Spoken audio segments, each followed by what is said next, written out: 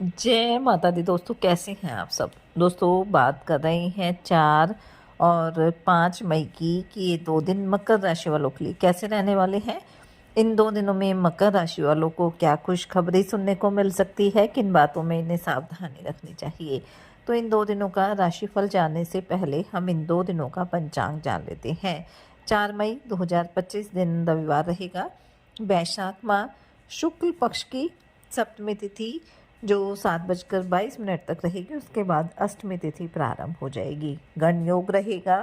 पुष्य नक्षत्र रहेगा जो 12:54 तक रहेगा। उसके बाद आश्लेषा नक्षत्र प्रारंभ हो जाएगा। चंद्रमा कर्क राशि में।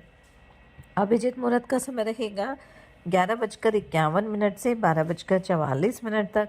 राहुकाल का समय रहेगा शाम 5:17 से 6:57 तक। अब बात करते हैं 5 मई की। 5 मई 2025 दिन सोमवार रहेगा। वैशाख माह शुक्ल पक्ष की अष्टमी तिथि जो 7:38 तक रहेगी। उसके बाद नवमी तिथि प्रारंभ हो जाएगी। वृद्धि योग रहेगा। आश्लेषा नक्षत्र रहेगा जो 2:02 तक रहेगा। उसके बाद मघा नक्षत्र प्रारंभ हो जाएगा। चंद्रमा 2:02 तक कर्क राशि में है, फिर सिंह राशि में आ जाएंगे।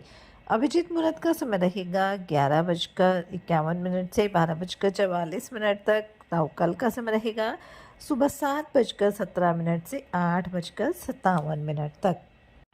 5 मई को बैसाख माह की अष्टमी तिथि है, सोमवार का दिन है। इस दिन वृद्धि योग भी रहने वाला है। चंद्रमा कर्क राशि में रहेंगे। इसके बाद वो सिंह राशि में प्रवेश करेंगे।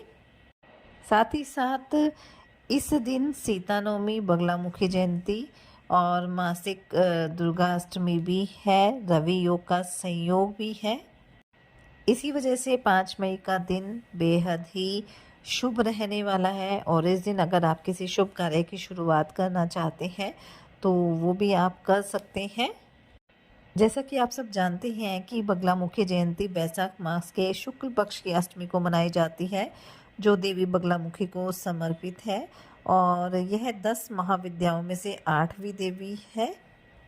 साथ ही इस दिन मासिक दुर्गाष्टमी भी है, जो हर माह के शुक्ल पक्ष की अष्टमी तिथि को मनाई जाती है, जो देवी दुर्गा की पूजा के लिए एक महत्वपूर्ण दिन माना जाता है। और इस दिन माँ दुर्गा की पूजा करने से विशेष लाभ की प्राप्ति होती है।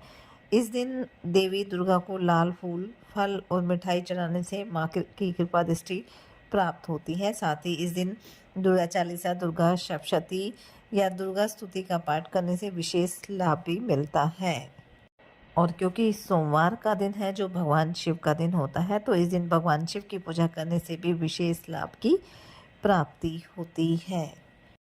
इस दिन भगवान शिव का आशीर्वाद प्राप्त करने के लिए ओम नमः शिवाय मंत्र का जाप करने भी विशेष लाभकारी रहेगा। साथ ही साथ इस दिन सोमवार के दिन सफ़ेद वस्त्र और चावल के दान करने से भी पुण्य मिलता है। और इन चीज़ों का दान करने से न केवल भगवान शिव की कृपा दृष्टि प्राप्त होती है, बल्कि चंद्रमा के नकारात्मक प्रभावों से भी मुक्ति मिलती है। तो चलिए बात कर लेते हैं ये 2 दिन मकर राशि वालों के लिए कैसे रहेंगे। ये 2 दिन मकर राशि वालों के लिए बेहद ही लाभकारी रहेंगे। इन 2 दिनों में मकर राशि वालों को कोई बड़ी खुशखबरी भी सुनने को मिल सकती है।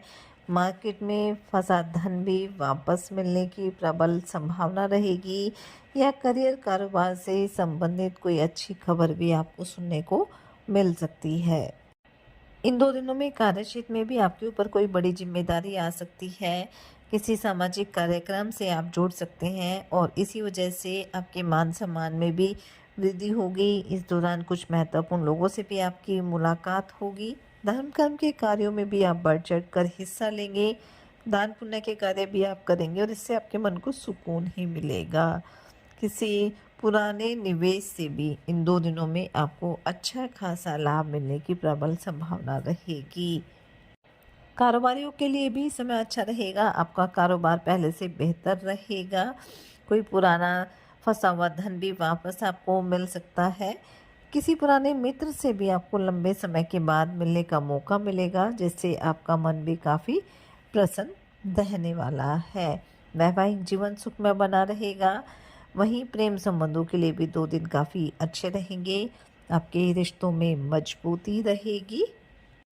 अगर किसी भी महत्वपूर्ण कार्य को पूरा करने के लिए आपके सामने कुछ ना कुछ रुकावटें आ रही थी, कुछ समस्याएं आ रही थी, तो वो दूर हो जाएंगी, जिससे आप राहत अनुभव करेंगे। आप किसी योजना में भविष्य को लेकर निवेश भी कर सकते हैं और इससे आपको अच्छे खासे लाभ की प्राप्ति भी होगी।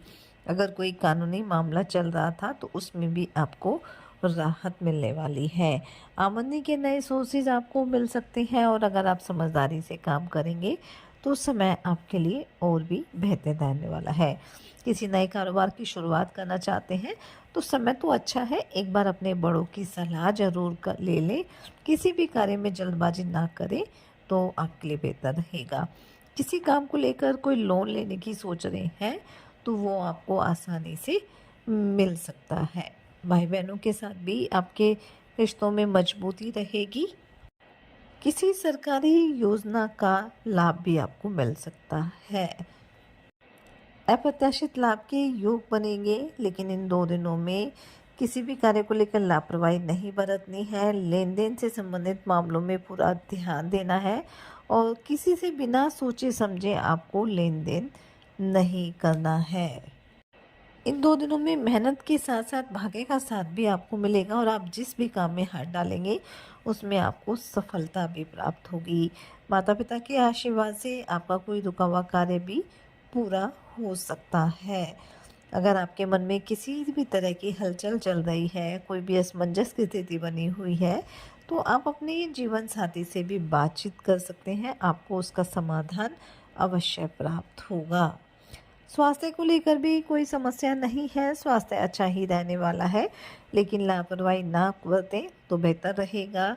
खान पान के साथ साथ योग ध्यान मेडिटेशन भी करते रहें ताकि आपका स्वास्थ्य हर तरह से उत्तम बना रहे।